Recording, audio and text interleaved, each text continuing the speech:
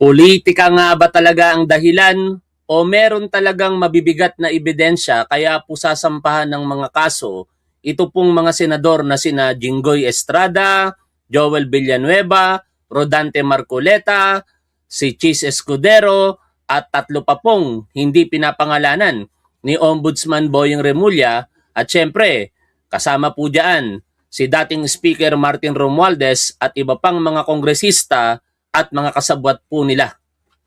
Uulitin ko po ang tanong, is it politics or meron po talagang sufficient evidence para po ipagsakdal ang mga tao pong ating binanggit?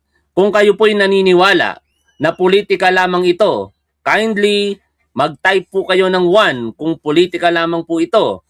Pero kung ito po'y sa paniniwala ninyo, may mga sapat na ebidensya, mag-type po kayo ng 2 para malaman po natin ang inyong mga paniniwala mga tol. Again, type 1 kung politika lamang ito, type 2 kung meron po talagang mga ebidensya sa paningin ninyo, kaya dapat po sampahan ng kasong kriminal ito pong mga binanggit po nating personalidad. Siyempre, una po natin binanggit si Joel Villanueva.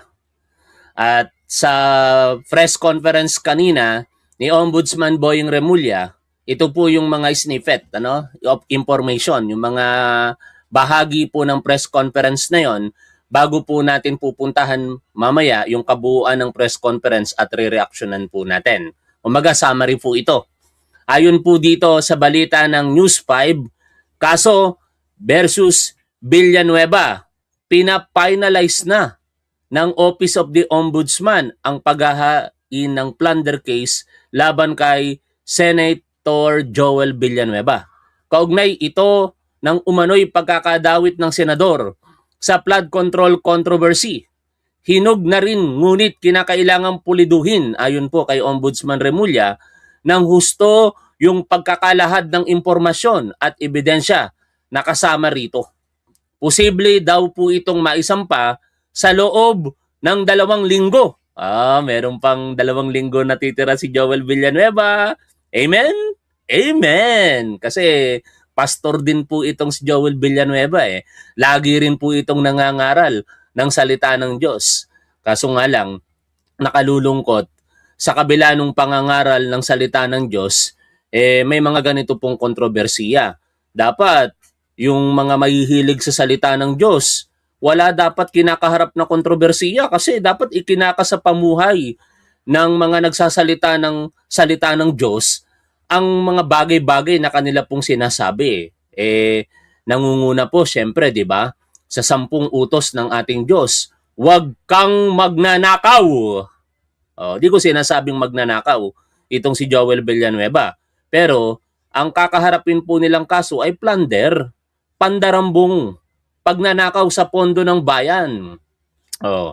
At syempre, nandiyan din po yung paalala nitong si Ombudsman Boyeng Remulla na hindi po basta-basta ito pong mga kinakasuhan nila ngayon o kakasuhan.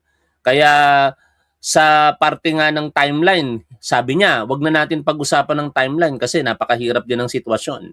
Ayon nga sa kanya, kapag ang kalaban mo maraming pera tapos may kapangyarihan at matagal nang nandyan, hindi madali maglatag ng kaso. Ito talaga, dinadahan-dahan namin, iniingatan namin ang pangangalap ng ebidensya sapagkat one shot lang ito. Hindi mo naman pwedeng araw-arawin yan. Mabibigat na tao yan. Hindi naman to mga ordinaryong mamamayan. Tama. No? Bakit nga sinasabing one shot ito mga tol? Kasi kapag sumablay ang gobyerno sa pagsasampa po ng kaso na ito at napawalang sala, ang sino man sa kanila, hindi mo na mahahabol yan dahil karapatan po nila na hindi po ipagsakdal sa ikalawang panganib o ikalawang pagkakataon. Ang tawag po doon, double jeopardy. No? Ayon po dito sa GMA News, ulitin lang natin one shot lang ito. Ganyan inilarawan ni Ombudsman Jesus Crispin Remulla ang plano niyang magsampa ng kaso laban sa ilang senador kaugnay ng anomalya sa flood control projects. Ayon kay Remulla, hindi raw madaling maglatag ng kaso laban sa mga makapangyarihang tao, kung kaya't dinadahan-dahan niya at iniingatan ang pagkalap ng ebidensya laban sa mga naturang senador. Pero alam niyo mga tol, kahit maraming kumikriticize dito kay Ombudsman Boyeng Remulla, ako hinahangaan ko rin siya sa kanyang paninindigan. Hindi man ako 100% nag-agree sa lahat ng mga sinasabi niya, pero majority ng mga pagkilos niya sa ombudsman ngayon ay akin pong sinasaluduhan. Napakahirap po ng sitwasyon ni Ombudsman Boyeng Remulla dahil karamihan din po sa mga sasampahan niya ng kaso po na ito ay mga kaibigan niya. In fact, si dating Speaker Martin Romualdez ay kabrother niya pa sa fraternity. No? Pero ganun talaga eh. Kung kinakakitaan ng ombudsman ng mga ebidensya, eh walang magagawa. Sa press conference po na ngayon ni Ombudsman, sinabi niya doon, first time in the history of the country na magkakaroon ng ganitong pagsasampa ng kaso. At ang tinutukoy niya doon si former Speaker Martin Romualdez. Anyway, pupunta tayo dyan maya-maya. At eto pa, no? Sabi niya, para doon sa mga nagkikriticize, kaugnay ng pamumulitika lang daw po ito. Sabi niya, hindi. Ang trabaho ng ombudsman, lahat marami kaming pinupurso na kaso rito. No, hindi lamang yung mga iniisip ng taong kumukontra sa administrasyong ito. Meron ding mga kaalyado na tatamaan po dito. In fact, si former Speaker Martin Romualdez, di ba, kaalyado po ng ating Pangulo. Pero masasampahan din po ng samut-saring kaso. At hindi mawawala, syempre, ito pong si Senador Rodante Marcoleta, na sa araw po na ito, naglabas po ng kautusan ang Sandigan Bayan 7th Division para po sa isang precautionary hold departure order laban po sa kanya at sa tatlong iba pa. Ito po yung mga nag-donate ng 70 or 75 million pesos na wala bigla sa isip ko ng panahon ng siya'y tatakbo sa pagkasenador. Sometime in January 2025, tinanggap niya po yon, pangunahin kay dating Congressman Mike Defensor. At ito po yung mga pangalan nila, no? Na meron na po ngayong PHDO. Today, May 26, 2026, the 7th Division of the Sandigan Bayan issued a precautionary hold departure order against Senador Rodante Dizon Marcoleta, Michael Tan Defensor, Aristotel Baluyot Biray, and Joseph Barrias Espiritu. Yan, ang details, hindi ko na po babasahin pa. Kasi yun lang din naman yun, mga pangalan lamang din po nila. Pero ano po ang ibig sabihin po nito? Hindi na po sila makakaalis ng bansa maliban kung magpapaalam po sila sa korte. No? Kaya yan ay tinatawag na precautionary hold departure order. Kasi kahit hindi na po dininig yung kanilang panig sa pamamagitan ng mga inilatag na ebidensya ng ombudsman, tiningnan po iyan ng Sandigan Bayan kung sapat at may dahilan na kung sakaling lalabas ang mga tao pong binanggit, ay baka hindi na po ito bumalik pa sa Pilipinas. No? At syempre, nandyan din po ang tinatawag nilang jinggay. No, bakit ba tinatawag na jinggay itong si Senator Jinggoy Estrada? Sige nga mga tol, paki-comment nyo nga.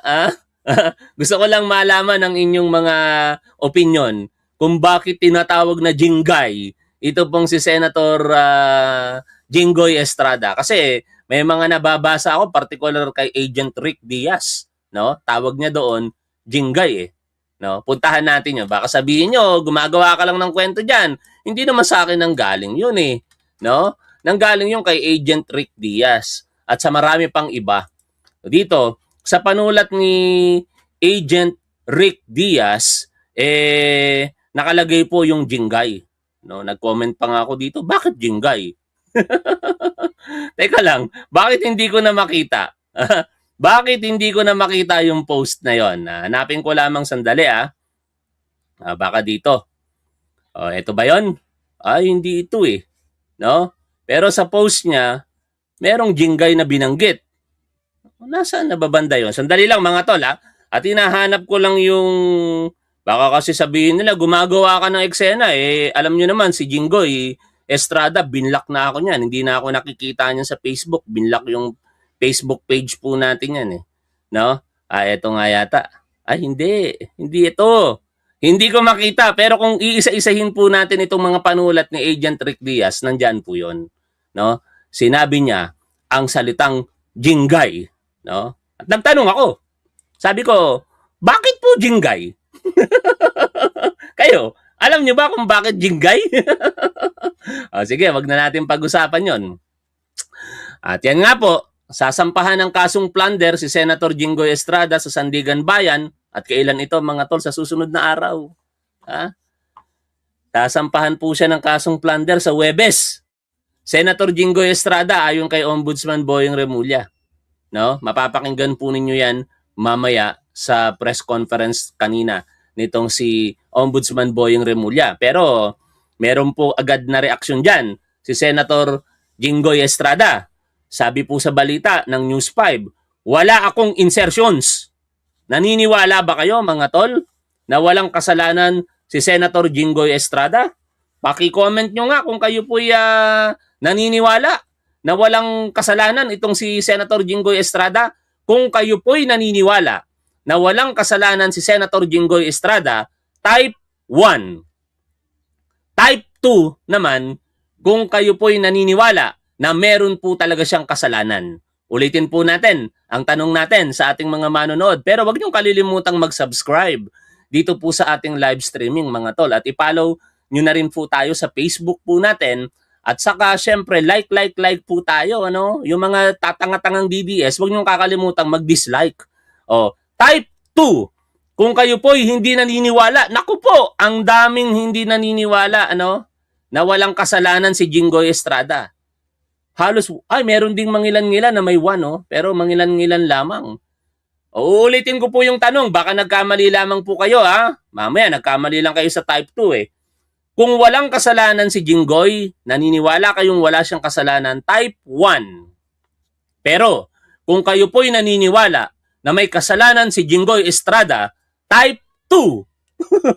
Ang dami nagta-type 2, mga tol, no? Talagang sirang-sira talaga ang senador na si Jinggoy Estrada sa harapan ng publiko ngayon. Ang naniniwala na lang sa kanya, mga DDS eh. At nakalulungkot nga lang na siya pa yung vice chairperson ngayon ng Blue Ribbon Committee kasama si Rodante Marcoleta, parehas sasampahan ng kasong plunder. Anak ng teteng. Tapos yung mga members, either convicted, may kakaharapin din kaso. Blue Ribbon Committee, anong nangyari na sa Senado po natin mga tol? Puro type 2 ang nakikita ko. Grabe, Senator Jinggoy Estrada, sa mahigit 3,000 manonood ni Tapon ngayon live. Ewan ko kung may makakapanood pa ng replay natin. Ang sinasabi ng mga manonood, hindi sila naniniwalang wala kang kasalanan. Katulad ng sinasabi mo po dito. No? Wala akong insertions.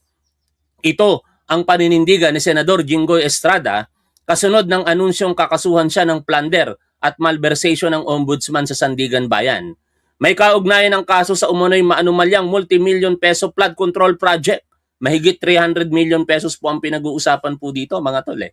No? Yan yung unang binulgar ng mga district engineer diyan sa Bulacan na sina Bryce Hernandez, Paul Mendoza, and later on, ito pong sina Henry Alcantara and yung dating Undersecretary Roberto Bernardo. No? In particular, ito yung sinabi ni Jinggoy Estrada. If this is the price I have to pay for standing on my own principles, on what I believe, so be it. Wow! Hanip naman sa sinasabi, mga tol. Kung ito daw po ang kapalit ng kanyang paninindigan sa kanyang mga paniniwala, then mangyari na ito. Paano? Kapani-paniwala ba yan? Naniniwala ba kayo dito sa sinasabi ni Senator Jinggoy Estrada, mga tol? Naknanteting naman talaga. At ito pa, hindi lamang yung mga binanggit po nating pangalan. Si Chis Escudero, hindi ko masyadong maibigay sa inyo yung mga balita kaugnay niyan kasi naghahanap ako ng mga pagbabasihan natin. Ayoko naman manggaling lang sa isipan ko. Alam niyo naman, reactive lang tayo dito. Baka sabihin, fake news pa tayo.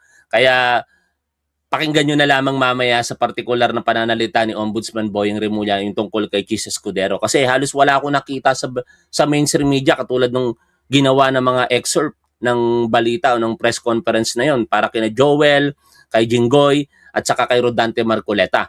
At ito naman, wala pong pinangalanan dito mga tol. 3 more senators lang ang sinabi. Nasa 3 o 4 pang senador ang masasampahan ng kaso ayon kay Ombudsman Jesus Crispin Boyeng Remulla.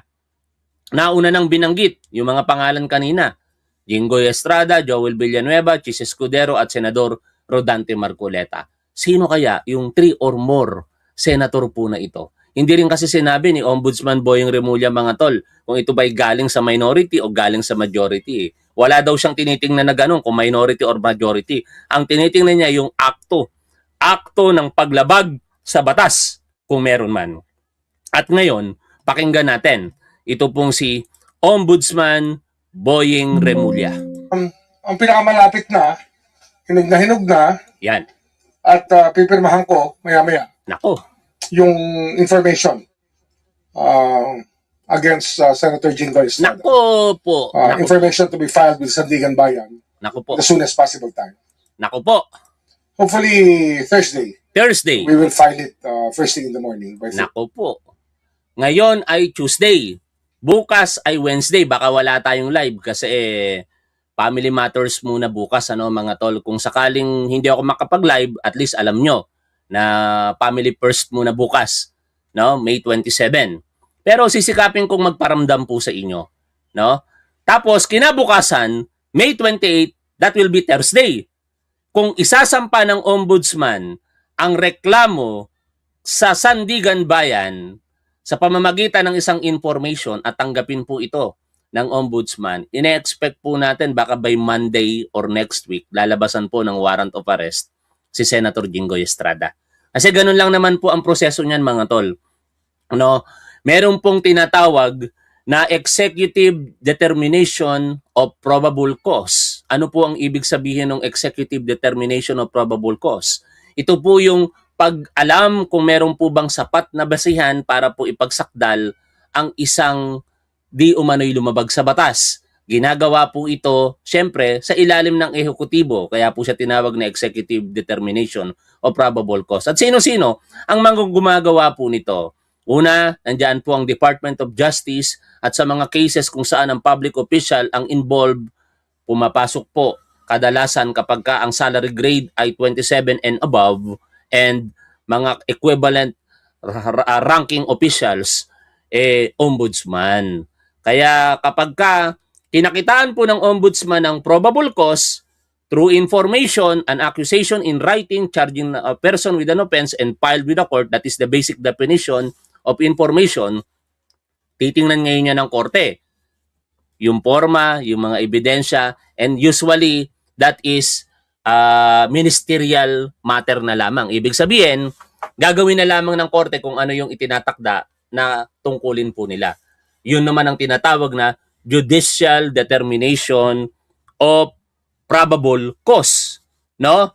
In compliance, syempre, doon po sa Section 2 ng Article 3 ng ating Bill of Rights na walang sino man ang tao na pwedeng arestuhin maliban kung ito po ay merong warrant of arrest na personally in-examine ng judge and among other things. Or syempre, in some cases, yung mga tinatawag na warrantless arrest. But in this case, mga tol, dahil nga po sa Thursday, probably by Monday mag-i-issue or next week ang Sandigan Bayan ng warrant of arrest. And considering that this case ay plunder, the penalty of which ay reclusion perpetua or pagkakakulong ng 20 years and 1 day to 40 years, at kung malakas ang ebidensya, hindi po makakapagpiyansa ito pong si Senator Jinggoy Estrada while pending yung kaso.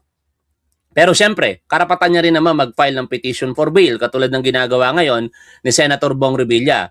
But after ng due hearing, no? Kasi magkakaroon ng bail hearing diyan At kung mapapatunayan ng ombudsman na malakas ang ebidensya nila laban sa mga sinasakdal nila, hindi po yan papayagan ng korte. At makukulong sila, magkakasama na ang mag-best friend muli na si Senator Bong Revilla at Senator Jinggoy Estrada. Thursday.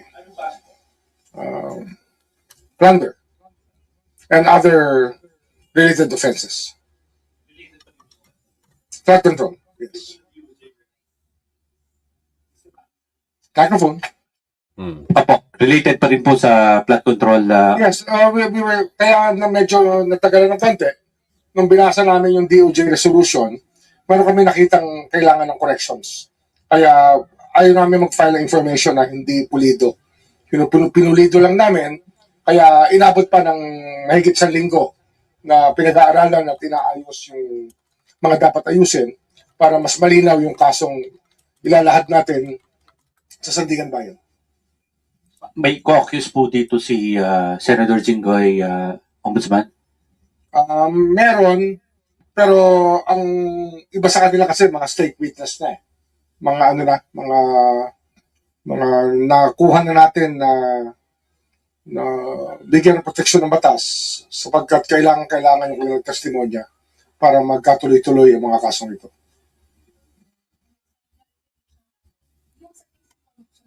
Tatanga-tanga talaga itong mga DDS na ito. Kailan ko ba sinabing abogado ako? Pero utak abogado ito. Tanga. Pasensya na kayo mga tol. Niyayabangan ko lang tong tatanga-tangang DDS eh. Kasi sabi niya, kung ano-ano sinasabi mo dyan, hindi ka naman abogado. Bakit? Mali ba yung sinabi ko? Ha? Kung ako pa yung nagtuturo, lalong-lalo na nung kagagraduate ko lang ng criminology at magte-take ako ng board exam, kabisado ko yung revised penal code eh. Anak ng teteng kayo, hindi natin kinakailangan maging abogado para pag-usapan ng batas. Tandaan nyo yan, mga tangang DDS. Uulitin ko mga tol, hindi natin kinakailangan maging abogado para mag-usap sa batas. In fact, that is a basic responsibility and obligation of us, lahat tayo mga Pilipino. Kasi bakit? Nakalagay sa Civil Code sa Article 3, ignorance of the law excuses no one from compliance therewith. Kung hindi mo aalamin ang batas at nakalabag ka sa batas, hindi mo pwedeng sabihin, hindi ko po kasi alam ang batas kasi tatanga-tanga akong DDS.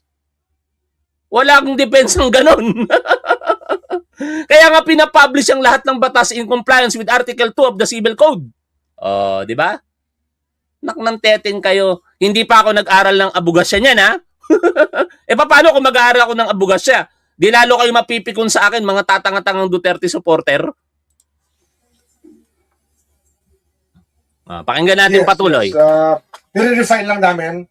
Alam nyo, sinasabi ko nga lagi, when I came into this office, gusto namin, pulido ang kaso. Tsaka gusto namin, pag final namin yung kaso, yung ebidensya, hawak na namin lahat. Wala kaming kakapain na. Talagang dire-diretso natin ilalahad yan. Kasi ang problema nga, historically, matanong ko lang kayo mga tol, medyo okay ba yung setup natin ngayon? Nilayo ko yung camera para kahit paano, nakikita nyo naman yung katawan ko kasi sabi ng ibang viewer, para daw akong putol ang ulo. Ito lang yung nakikita nila lagi sa akin, nakaganon ako lagi. Kaya nilayo ko, kaso lang medyo nakatingala yung camera ngayon. Nagalaw ko yung camera. Yan, buti hindi. Okay ba to? Okay ba yung camera natin? Mga tatanga-tangang DDS, okay ba yung camera natin ngayon? Tuloy po tayo sa pakikinig dito. Nangaasar lang ako mga tol. Baka naman sabihin nyo, ang yabang-yabang naman ni Top 1. Hindi po ako, sana hindi kayo nayayabangan sa akin mga tol No, nakita nyo naman kung paano po tayo mag-vlog dito, facts-based po tayo. No? Wala po akong sinasabi dito na batas kung ito po ay hindi totoong batas. No? Kasi kung meron akong sinasite na batas at medyo alam ko alanganin, sinasabi ko namang i-correct nyo ako eh. Pero yung mga binanggit ko kanina, tama lahat yon, mga tangang DDS. Naknang teteng, wag nyo kasing gamitin yung ganong argumento. Mga tatanga-tangang Duterte supporter. Na porket hindi tayo abogado, hindi na tayo pwede mag-usap sa batas. Ang tatandaan nyo lamang, hindi tayo pwedeng magbigay ng legal na opinyon. Hindi natin pwedeng i-exercise ang law profession. Pero ang pag-usapan ng batas, basic yan. Dapat alam natin yan bilang Pilipino. Higit sa lahat, kung alam mo ang batas, hindi ka magkakamali. Di ba? Kung magkamali ka man, maaaring iba na yung sitwasyon. Kasi ang crime commission, maraming mga motivation. Di ba? Kahit alam mo ang batas, katulad ng mga inaakusahan nila ngayon, nagawa nilang lumabag sa batas, di umano, di ba? Kasi ang tawag doon, greed. No? Pagiging ganid sa pera. Tapos yung iba naman, dahil po sa passion, yung dala ng kanilang mga nararamdaman bigla, nakapatay for example, yung mga ganon, Pero mas mahalaga na at least alam mo yung batas para guided ka, no? Guided ka na ang paninirang puri sa iba, hindi mo gagawin sa harapan lalo ng kamera kasi pwede kang masampa ng cyber libel, no? Ang pagpatay hindi mo gagawin kasi pwede kang makulong depende sa kasong ginawa mo. Maraming uri ng pagpatay. Meron sa Article 248, 249, 246, Article 247. Gusto niyo ba isa-isahin ko yan mga tatanga-tangang DDS? Tuloy po tayo dito. Mga tol, wag kayong mayayabangan, inuulit ko Niyayabangan ko lang 'tong mga tatanga-tangang DDS pero hindi ko po nilalayon na magyabang sa inyo. Inaasar ko lang sa madaling salita ang mga tatanga-tangang Duterte supporters.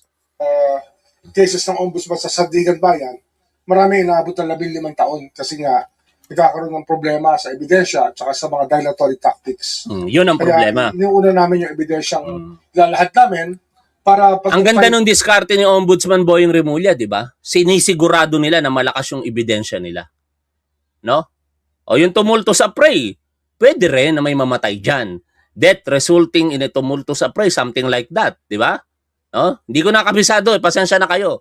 Pero alam ko yung elemento niyan. Ang galing mo, sino yon? kami, ready na kami. At malamang, hingi namin dito continuous trial para mailatag namin ang kaso in less than 1 year.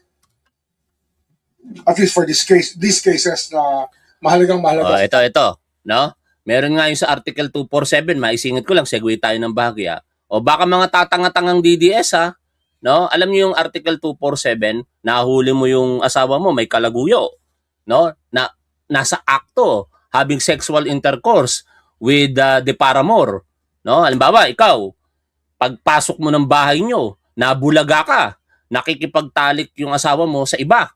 O, at dahil nga nagulat ka, nabigla ka, napatay mo yung tao. O, ano ang kaso? Siyempre may kaso ka. Kakasuhan ka ng parricide doon. Pero ang magiging depensa mo, Article 247. No? Yung tinatawag na death under exceptional circumstances. Kasi nadala ka ng emosyon. Ang nakalagay kasi doon, kung yun ang magiging kaso mo na lamang, deschero na lamang ang magiging parusa sa'yo. Pero lumalayo tayo sa usapan mga tol Ano? Kaya bumalik na po tayo dito sa plunder. Mas mahalaga tong mga pinag-uusapang pandarambong na ito na dapat pagbayaran. O ang plunder is Republic Act 7080. Tatandaan nyo lamang sa plunder ay committed by a public officer o kung sino mang kasabot niya at ang pinakamahalaga, yung amount. Dapat hindi bababa sa 50 million pesos na halaga. Dati yan, nung unang batas po yan, 75 million pesos pero binaba yung threshold. Ginawa pong inamend po yon at ginawa na lamang 50 million pesos. But unfortunately, maraming mga decision or jurisprudence sa Korte Suprema as explained by Ombudsman Boying Remulla na na-acquit sa kasong plunder.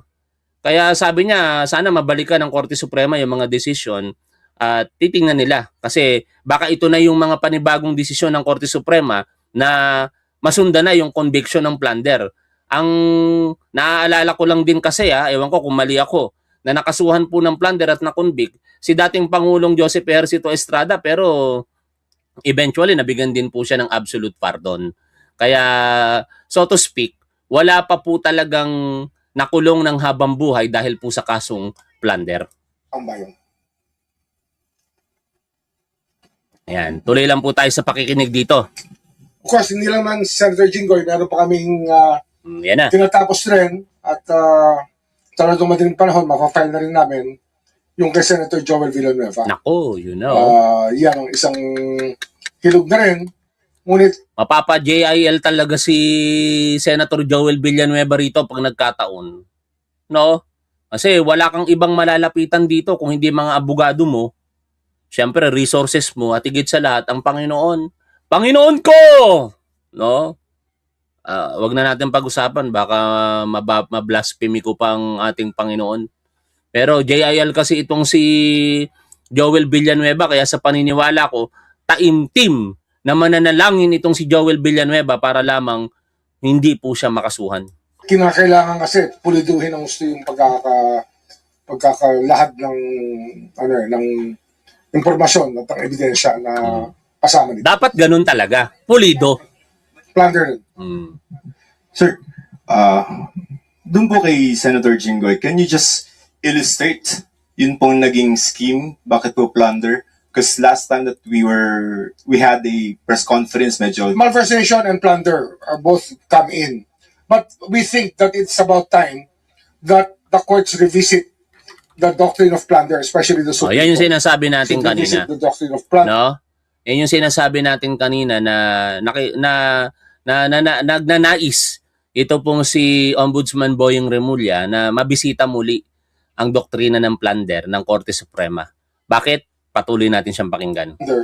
Since it was there was a ruling that was not in the law, actually, if you look at it as an academician, if you look at the plunder law and then what was written in the Supreme Court decision before, there was some exaggerated requirements that were not there in the law that has to be revisited.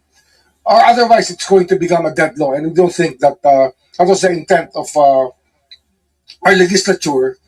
Tingin namin, hindi naman ito sinulat para hindi magamit sa paghahabol ng mga taong nagkaroon ng pagkakasala sa batas o sumala sa batas. So yung pong kay Senator Villanueva, anong timetable? Mga ilang weeks po kaya yan bago mabagsak sa puno? Baka 2 linggo pa. 2 linggo pa. Painit yan eh. Marami pa kaming hinahanda na ibang kaso at dahan-dahan nilalatag namin yan ng sunod-sunod. Pero yung 2 muna ngayon, tapos meron pa kami ibang mga siyempre, pinapursue natin yung sa Congress, sa House. Hindi lusot si Speaker Martin Romualdez, mga tole. Anong mangyayari in particular sa Senado? No, senaryo tayo. Makasuhan si Joel Villanueva, si Jinggoy Estrada, si Rodante Marcoleta, si Chis Escudero, 4. Plunder. If ever, labasan sila ng warrant of arrest, ang posibilidad, either magtatago sila katulad ni Bato de la Rosa o susuko sila. Pag sumuko sila, makukulong sila. Hindi naman sila pwedeng magpiyansa kung malakas ang ebidensya. Di ibig sabihin, ang majority na 13 ngayon, magiging ilan? 9 na lamang against minority na 11. Ano ang mangyayari? Sila pa rin po ang iko-considerang majority at may hawak ng kapangyarihan diyan po sa Senate of the Philippines. Kasi hanggat hindi po nakakabuo ng 13 bilang na senador ang minority, hindi po nila maagaw ang kapangyarihan kay Alan Peter Cayetano. Kahit nakakulong, itong 4 po na ito, isama pa yung nagtatagong si Bato de la Rosa at posible na magtago din o sumuko ito pong si Bongo dahil sila naman ay kumakarap in a separate offense for crimes against humanity. No, pero magiging katawa-tawa po ang sitwasyon sa Senado sa parte lalo ni Alan Peter Cayetano, para na siyang lame duck noon. Biruin mo, ikaw ang Senate President. Tapos pagdating sa mga pagpasa ng resolusyon, pagdating sa mga kung anumang pagbobotohan, malamang sa malamang tatalunin ka ng minority. Kasi numbers game yan eh. Hindi na yung pag-uusapan, 13 kami. Ang pag-uusapan dyan, quorum. Ibig sabihin ng quorum, presence of majority. From presence of majority of senators, not the particular party, ano, yung majority black ka ba, minority black ka ba. Sorry, nagalaw ko yung camera kaya ayusin muna natin. No? Ang pinag-uusapan para magkaroon ng quorum, dapat present ang at least 13 senador, whether yan po ay majority or coming from minority. Kung present nga yung 4 lamang sa majority tapos present yung 11 sa minority, di ilan po lahat yun? 15, meron pong quorum. Pag nagbotohan, alam namang manalo pa yung sinasabing majority, 4 lang sila o 5 lang sila against 11. Di ba? Mapapahiya lamang si Alan Peter Cayetano. Kaya dapat, kusa siya magbitiw. Ano? Wala na, lame duck ka na pagka ganun. Ay Morena, maraming salamat sa patuloy ninyong membership. Lahat ng mga members po natin dyan at subscribers po natin sa Facebook, maraming salamat sa inyo. Kaya kung hindi makapalang mukha nitong si Alan Peter Cayetano pag gano'n ang sitwasyon, magbibitiw na yan. Ipagkakatiwala niya na sa iba. After all, ayaw na sa kanya ng tao. Natatawa nga ako dito kay Alan Peter Cayetano eh. Nung hindi niya pahawak ang Senate presidency, grabe kung mag-ingay po ito. Ngayon, unity na ang hinahanap niya. nasa iisang bangka daw po tayo. At dapat nagkakaisa po tayo, anak ng teteng na yan. Napaka-ipokrito. Kung ganun din ang attitude ng Committee on Appropriations, baka naman baka maniwala na sila pag finala na namin yung ibang mga congressman. Kasi marami rin kaming nakahanda na para sa mga congressman. Sir, konti muna. No?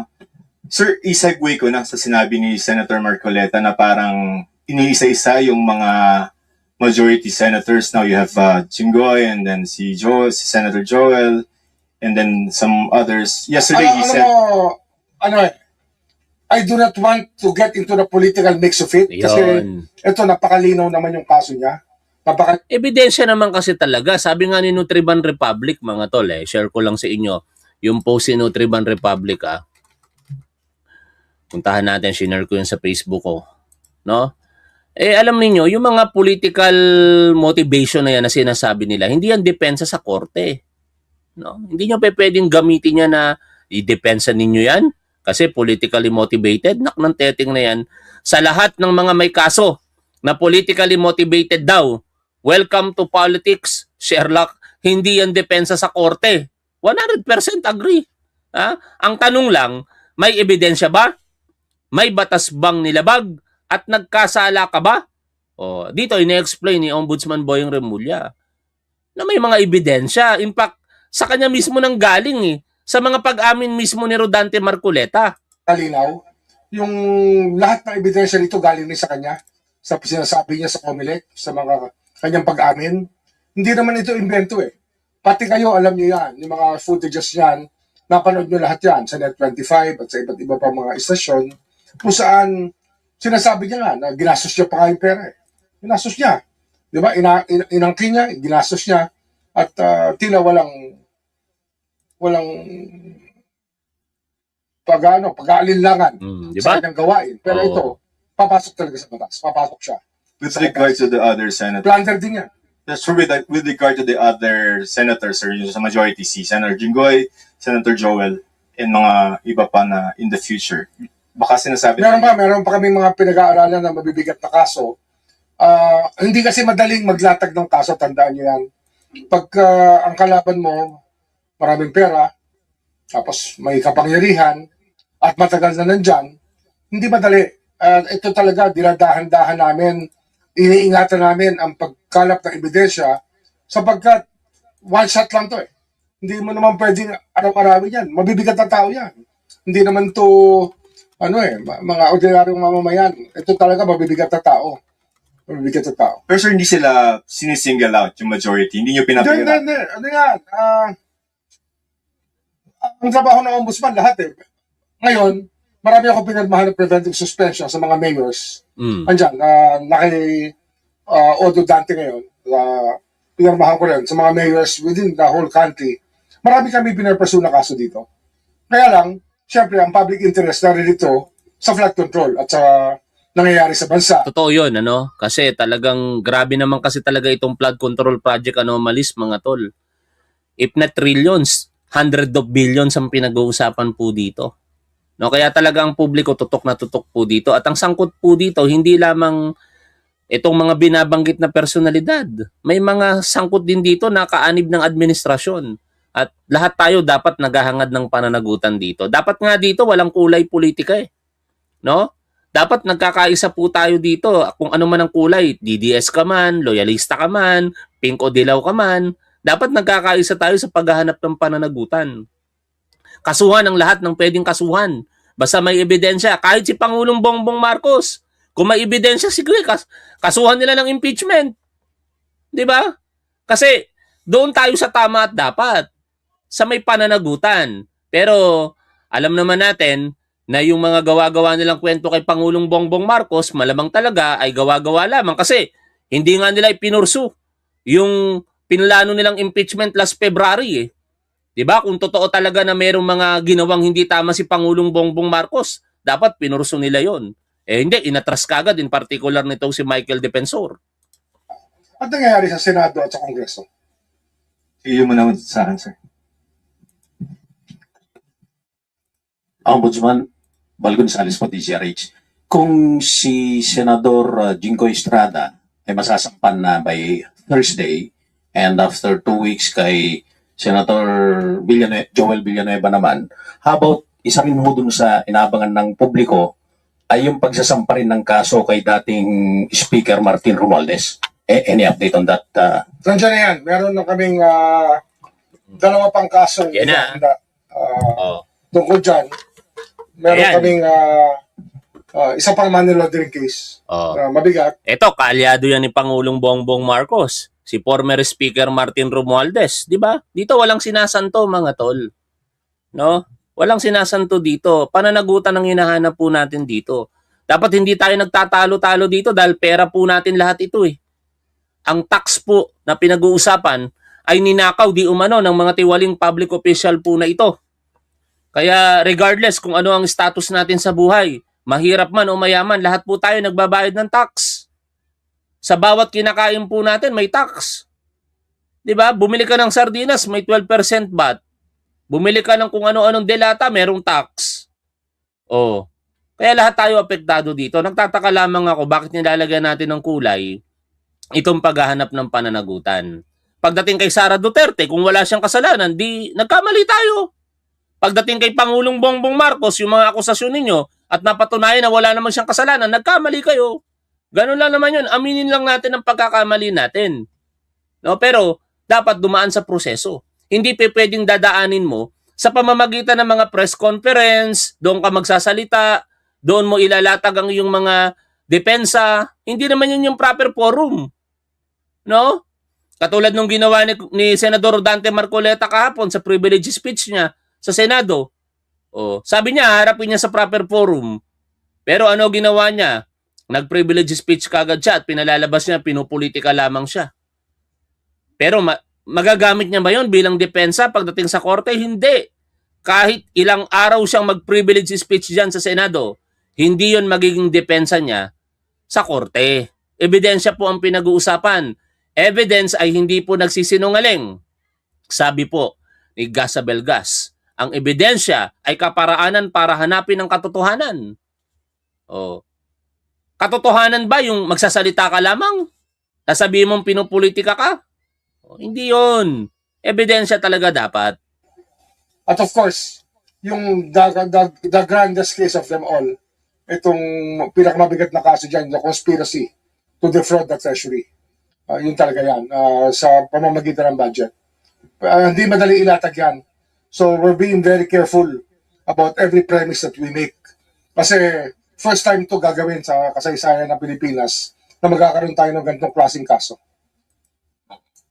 May timetable na ho tayo. Ayan. Wala kaming time. Ayaw ni Ombudsman pag-usapan na yung timetable. Totoo naman kasi napakahirap. Nagkamali na sila dyan eh. Nagbigay sila ng mga petsa, pati tuloy si Pangulong Bongbong Marcos na damay noong December 2025, di ba? Na bago magpasko, may marami nang makukulong. May nakulong naman, kaso lang, hindi po ganun karami. Kaya wag na nilang gamitan pa ng timeline. Kilos na lamang. Sabi nga ng dating Secretary of Interior and Local Government, Benhur Abalos, gawa, hindi salita. Dyan, basta yung big case kasi, hindi mo pwede lagyan ng timetable yan. Kinakalap namin ang ebidensya niyan. Binubuo namin sa araw-araw. Kaya we're here every day. We just go to work every day. And marami naman, it's bearing fruit. Marami naman kami nakukuha ng ebidensya. Kaya lang, nung araw kasi, pwede mag-file ng kaso, press con, tapos na. Tapos malalaman mo na 5 taon na wala pang nangyayari. Hindi po ganun ng ating sistema dito. Sa atin, gusto natin matapos to in the soonest possible time. Kung pwede nga, kung talagang ang korte ay magiging reasonable, dapat yan, hindi aabot ng 2 taon yan, may judgment na yan. Dapat ganun talaga mga tol. Pero ninyo, sa pagkukwento ni Ombudsman Boyong Remulla, inaabot ng 10 taon, meron pang 15 taon, higit pa. No? Wala stick. Baka mamamatay na yung mga akusado, pati yung nagrereklamo, hindi pa tapos yung kaso. Dapat mabilis po ang trial. Bilisan ng nag-aakusa, bilisan din po ng depensa, bilisan ng korte na humusga. Kasi, sabi nga, justice delay is justice denied. Kung kami hindi abutin ng 1 taon, dapat ang depensa hindi rin abutin ng 1 taon. Kung sabihin nun, 2 taon yan, meron na dapat resulta yan. Ganun dapat ang kaso sa husgado. Kaya hindi sanay ang tao dyan. Sanay tayo. Well, file mo. Kasi, di ba, matagal naman ma-dismiss ang kaso. Hindi ho dapat gano'n. Kasi ang lugi dyan taong bayan. Hindi na natin nakukuha yung pera. Napapanis na yung mga kailangan makuha dapat. At nasasayang ang mga resources na dapat nakukuha natin para sa bayan. Tama. No? Last Agree. na lang po. Agree ako sa sinasabi na yon ni Ombudsman Boyeng Remulla. Sayang talaga. Imbis na nagagamit na po ng taong bayan ang perang ninakaw dahil napanagot na yung mga tao na yan, dahil tumatagal yung proseso, wala. Kinalauna nagkakalimutan tapos nagkakaaregluhan pa. In one occasion, sabi nga ni Ombudsman Boyeng Remulla, ang daming korap sa Sandigan Bayan. Di ba? Naalala ninyo yung pahayag niya na yon na nagkakabilihan ng kaso? May masasabi na po ba tayo this early na co-accused ni dating speaker dun sa kasong ipapasok? Marami siyang co-accused. Huwag muna natin pag-usapan. Basta marami siyang co-accused dito. Thank you. Yung in relation to this, no? Actually, yung hard stance ng House sa Romualdez cases yan. Kasi pinapasampina namin yung records sa small committee at the Committee on Appropriations at ayaw nila ibigay. Yan ang sinasabi ko. Kaya, hindi madali. Sinasabi ko nga sa inyo, hindi madali yung aming gawain dito. Pero hindi namin inaatrasan yan kahit sino pa. Wala kami atrasan. Sir, Gwen po. Dito po. Gwen po from PCIJ. Sir, I understand you said it's hard to set a timetable on the filing of charges, but last April you said that plunder charges are expected to be filed against Senator Escudero and former Speaker Martin Romualdez. Sir, we're onti na lang po before matutuloy po ba yun? This is it. Ito yung kasong yung sinasabi namin. It's the grand case. Kaya, probably, we thought it easier before. But as days go by, we know how obstinacy can block everything. And right now, they're being obstinate in the House, even for the records of the proceedings. Ganun na to. Ito yung mga hadlang na ating... Pinapahirapan ayaw makipag-cooperate ng House no? At alam niyo mga tol sa huli, dapat tinusuportahan natin ang gampanin na ginagawa ngayon ng ombudsman dito Pananagutan talaga. Regardless kung sino yung mga taong involved dito. Ako, alam niyo sinuportahan ko at sinusuportahan pa rin naman si Speaker Martin Romualdez, pero hindi ako magiging kasangkapan para ipagtanggol siya nang hindi ko naman alam kung ano talaga ang katotohanan. Hindi ko naman alam kung ano yung mga binibintang sa kanya at ganun din naman kung ano yung mga depensa niya. Kaya doon ako sa gitna ngayon. Kung inaakusahan si Speaker Martin Romualdez, let it be, di ba? No? At sa proper forum magharapan. Kung wala namang ebidensya laban sa kanya na malakas, mapapalaya, maabsweldo, pero kung merong malakas na ebidensya, dapat managot. Ganun lang yun. And lahat po yan dapat applicable sa lahat ng mga personalidad na naakusahan sa ngayon. Anong masasabi ninyo dito sa ating topic mga tol? I-comment nyo lamang ang inyong opinion dyan po sa chat area. Maraming salamat. Lagi po nating tandaan kung ano po ang tama at dapat, doon po tayo. Keep safe. See you always. Bye for now mga tol.